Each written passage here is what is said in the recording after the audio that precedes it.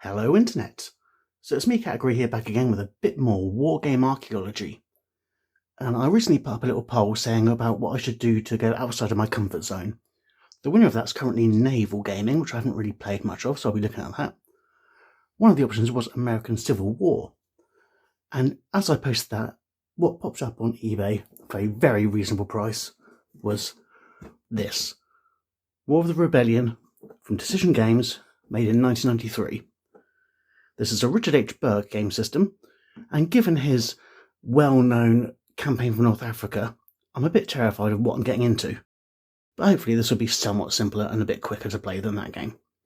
If you are interested in learning more about the campaign for North Africa, I can really recommend a new podcast called War with a Mate, where a couple of wargaming noobs are learning and playing the game from the very beginning. They're really funny to listen to, and it's really quite enlightening about the game and that campaign. So yeah, worth checking out. So just looking at the back, we can see that it covers 4 main battles: South Mountain, Chickamauga, Shiloh and Gettysburg, and it is high on the complexity factor. Now I'm hoping that's only high for games in general, not for Richard Berg games, because like I said, with Campaign for North Africa being the monster that it is, it's a bit terrifying. Solitaire suitability is only halfway, but I think I'll be able to play a game or two of this regardless. So let's get into this box and just see what used to come with the game in 1993.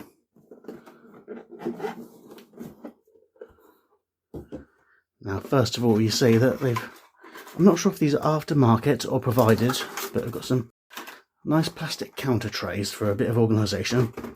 And in there we've got a couple of D6 and some D10. So these two trays aren't actually matching, so I think they might not be original to like with the box, but handy to be included nonetheless. And here we have the rulebook. So it's quite a whopper looking at it. 80 pages in total. And just having a quick glance at the rules here. So it appears the standard rules take up the first 34 pages of it. Again, they're quite dense rules as well. 2 columns, small font, but there's some good diagrams in there. Some good field of fire descriptions, zones of control there. And now we've got some lovely black and white photos of actual counters on maps, clipped the old-fashioned way. Not like most manuals now, where it's literally just a screenshot from the Vassal module. But yeah, those 34 pages, although there are examples and diagrams to help you get through it, it's still very dense with rules. So it may take a little while for me to pick up on that. And once you get past that, you get into the specific rules for each of the 4 different battles. So South Mountain here, it's got multiple scenarios for each of them as well. So it's got 2 scenarios and possible variations, and each of them comes with a nice bit of historical background. So it's going to be a good way for me to learn a bit of the history of the American Civil War, which as a Brit we don't really know much about. We didn't get taught it in school. We only what we pick up from vicariously through TV, to be honest with you. If we haven't actually studied it, there's very little exposure to it through normal British life. So here we've got the Battle of Shiloh. Oh, there's 4 scenarios there. And again, a good chunk of historical background with some maps seemingly from the time, but even just illustrative there. They help you understand how the battle went. But with these extra rules for each battle and the 34 pages of rules to begin with, this is going to be quite a beast to learn. Either way, this makes the investment of this game was only £8, so it's a very good investment. I'm paying less than £1 a scenario. So now we move on to the maps. Well done paper maps. Some nice descriptive terrain. A bit of a clock/turn track and terrain key on the side. And on this end we've got a nice bit of artwork. So this is the South Mountain map. Again, really big mountains, obviously, on there. So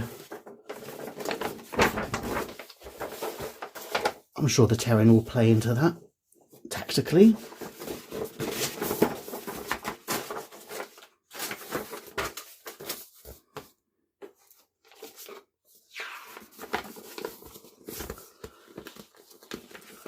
And here we have the map for the encounter at Gettysburg.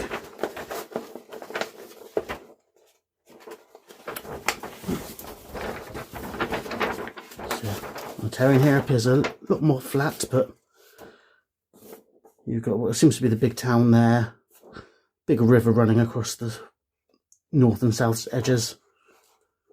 So there's a lot of terrain to play around in, but not quite the hills of South Mountain.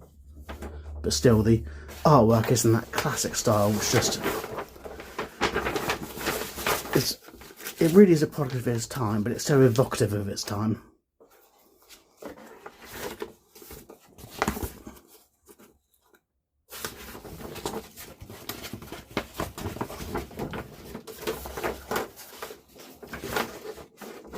And here we have the Shiloh.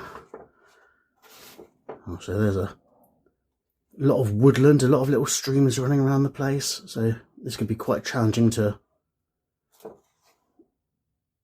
manoeuvre around.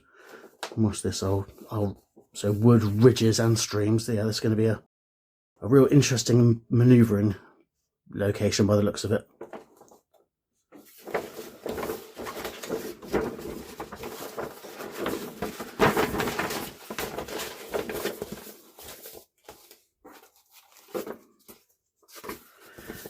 And lastly, there's Chickamauga.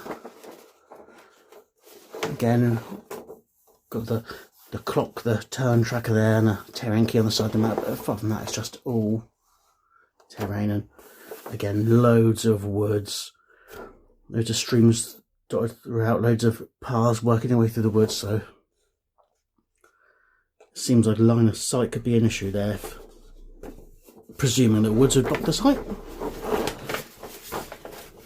Like I said, I don't know anything.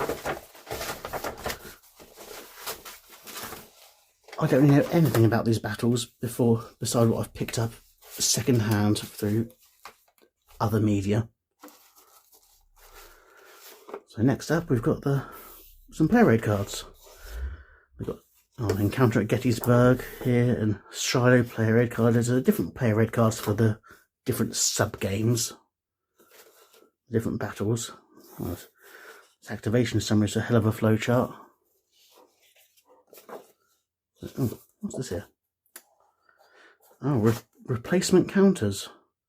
So obviously in the initial printing they picked up some issues, and well, here's a handy little diagram which shows you which counters on the original sheets were incorrect, and well, guessing these would be the replacements. I think there's even a little note about what's incorrect on the replacement counters. But it's really good that they picked it up and included that in the box, because often when you have things like that go wrong, especially in the old days, you'd have to be paying attention in the magazines and send off your postal orders. Here's just a War of the Rebellion fold-out sheet. Oh, so I think these two are the same. These will be for the general rules and one for each player. So, always good to include two.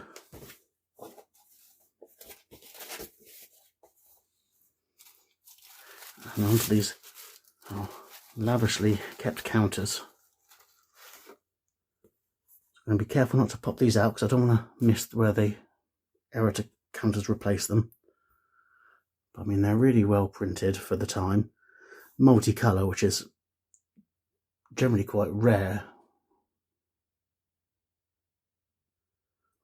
It's generally quite rare for the older the games. Often they'd have just two-tone printing, really, but multicolour. They're not too dense for information, so I think that lends itself well to some more approachable rules. But you know, with the 34 pages to pick up, I'm really not sure how that's going to go. because I've been playing some very heavy games recently, so I kind of need a bit of a break. So it might be a while before I get this to the table. Here's sheet 2, so there's some kind of administrative markers here. There's 1, 2, some control counters, yeah, so Confederates one side, Union the other. And yeah, neutral marks with all these numbers, which I'm sure will mean something to me when I've read the rules a little bit.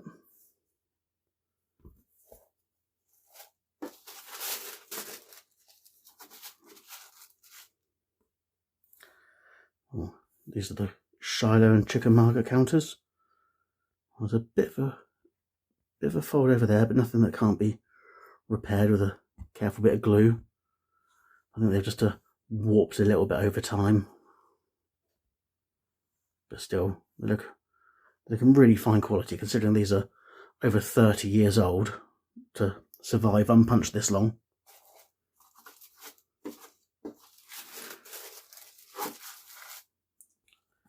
Here's some more Chickamauga and Shiloh counters and some counters for South Mountain.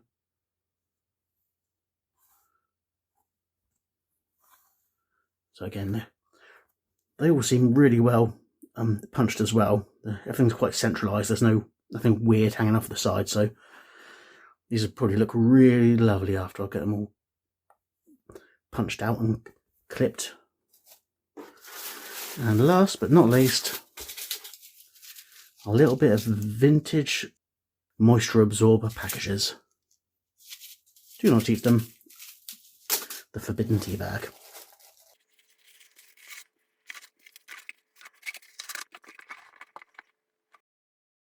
So overall, I've got to say this game looks really good. For the £8 that I paid for it, I think I really got value for money. It may be a while till I get this to the table though, because like I said, it looks like a really heavy system, and even they say it's complex, so it might take a while for me to pick up. And I still really want to get Operation Grenade to the table. I still want to play some Fields of Fire, which I'm currently going through the books with. And that'll be my next big game, but this is definitely going to sit on the back burner to be picked up down the line. So just let me know what you think about these classic games. Is there any more approachable ACW game I could play, something that's a bit more solo friendly than this? Suggestions are always happily received. And if not ACW, what other alternative kind of time frame or scale should I be playing?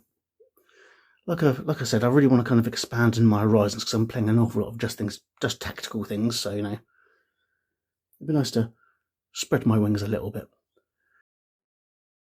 At some point, you will see this on the table, but it might be a little bit of time before that comes to pass.